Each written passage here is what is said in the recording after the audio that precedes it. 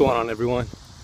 Just out here kind of on my walk the neighborhood routine, and thought I'd stop for a second at this park. Saw a swing set, thought, man, it's time to go back to being a kid, back to the days when I would spend hours on the swing set in the backyard. Anyway, some add-on ideas for walk the street. I'm out kind of exploring different areas of Louisville today, and just as an example, an add-on to last time, I found this. Check this out. Look how thick that blade of grass is. I don't know what it is, but I find it interesting, especially because I've got little critters at home that like to eat stuff like this. So I'm going to look it up, figure out the genus and species, kind of investigate this, maybe add this to my little plant toolkit. So I saw this while I was out and about. Check this guy out. Look at this giant seed pod. Boom. That thing's like about a foot in length and all. I don't know what it is, but it's a big seed pod. So again, I'm gonna look it up online when I get home after I've been out walking the street and see what it is. Maybe there's some nutritional value for critters, either poultry or micro livestock or something. Maybe it's got high protein, I don't know, but I'm gonna look it up. Kind of cool. So that's just some examples of walk the street.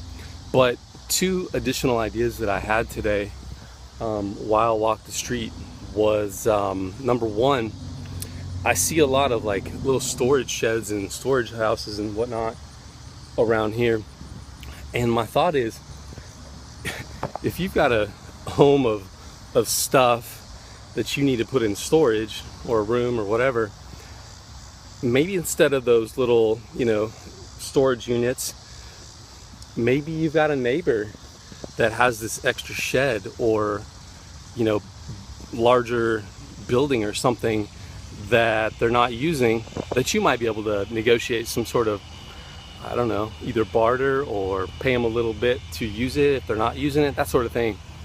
But in other words, maybe you don't need to go to those storage places, those facilities that have units that are $100, $200, $300 a month.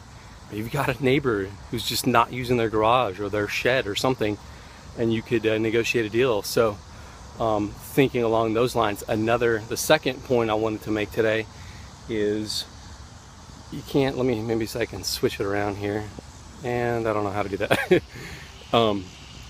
You can see over my shoulder there's a lot of green along my walk, and some of it is not really close to homes, and I've seen all these great spots that are kind of, they're within walking distance of houses and whatnot, but they're kind of off, they're kind of off the beaten path, so to speak, and they might be great spots to just take some seeds, whatever kind of seeds may or may not grow in your area, and just kind of plant them in a little spot and just mentally keep track, or maybe you got a spreadsheet or something of what you're growing. I'll give you an example. One of my favorite things is spaghetti squash. In fact, it's August 2017. I still have some that have not been cut open from fall 2016. They're just a hearty vegetable. I love them. Anyway, I've taken the seeds out of spaghetti squash and then just kind of done that.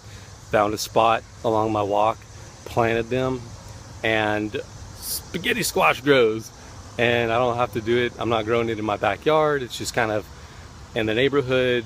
Maybe it'll grow, maybe it won't. The point is, give it a whirl. Plant multiple things and see what grows kind of in your climate, and maybe you'll have something interesting grow up. The thing I like about it is, number one, I'm getting out exploring. Number two, it's pretty low cost barrier to entry. Just a handful of seeds, pennies, dimes, quarters maybe, and just get out, find a little spot in your neighborhood or off the beaten path and give it a go. As long as it's not going to be a species that people are going to flip out about, that's invasive or whatnot, but give it a go. And lastly, a public service announcement: when you're out and about in the sunshine, be sure to wear that SPF 30 plus. You can see I've got my hat, my shades on, but what's not covered, my ears. People get a lot of skin issues here because we don't generally put sunscreen there. Another thing, that bottom lip, keep that bottom lip covered.